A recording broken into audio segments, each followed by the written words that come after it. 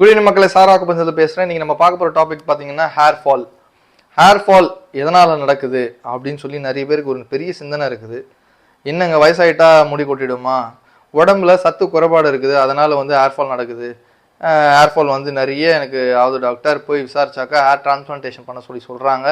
இல்லைன்னு சொன்னாக்கா விட்டமின்ஸ் கம்மியாக இருக்குது, ப்ரோட்டீன்ஸ் கம்மியாக இருக்குது, கால்சியம் கம்மியாக இருக்குன்னு சொல்லி ஏதோ ஒரு மாத்திரைகள் கொடுக்க தான் செய்கிறாங்க doctors. But it's not a right way to treat. இது சரியான மருத்துவம் கிடையாது. இந்த ஹேர் ஃபாலை ட்ரீட் பண்ணுறதுக்கான மருந்து இது இல்லைங்க. இதுக்கு ரூட் காஸ் பார்த்தீங்கன்னு சொன்னால், யாருக்கு யூரின் பிளாடரும் கிட்னியோட ஃபங்க்ஷனிங்கும் கம்மியாக இருக்கோ, இயல்பாக எல்லாருக்கும் கிட்னி ஃபங்க்ஷனிங் இருந்துட்டு தான் இருக்கும். ஆனால் யாருக்கு கம்மியாக இருக்கோ, யாருக்கு ஸ்ட்ரென்த் இல்லாமல் இருக்கோ கிட்னியில், யாருக்கு யூரின் பிளாடர் ஸ்ட்ரென்த் இல்லாமல் இருக்கோ, அவங்க எல்லாருக்குமே இந்த ஹேர் ஃபாலுங்கிற விஷயம் உண்டாக்கும். இந்த ஹேர் ஃபாலை சரி பண்ணணும்னு சொன்னாக்கா பேஸ், அதோட ரூட் காஸ் பார்த்தீங்கன்னாக்கா கிட்னி அண்ட் பிளாடர். இதை ட்ரீட் பண்ணாத ஒழிய என்றைக்குமே உங்களுக்கு ஹேர் ஃபாலை ஜெயிக்க முடியாதுங்க. ஸோ இதுக்கு ட்ரீட்மெண்ட் பண்ணணும்னு சொன்னால் நம்ம சாரா குப்பஞ்சலை ரீச் பண்ணுங்கள். தேங்க்யூ.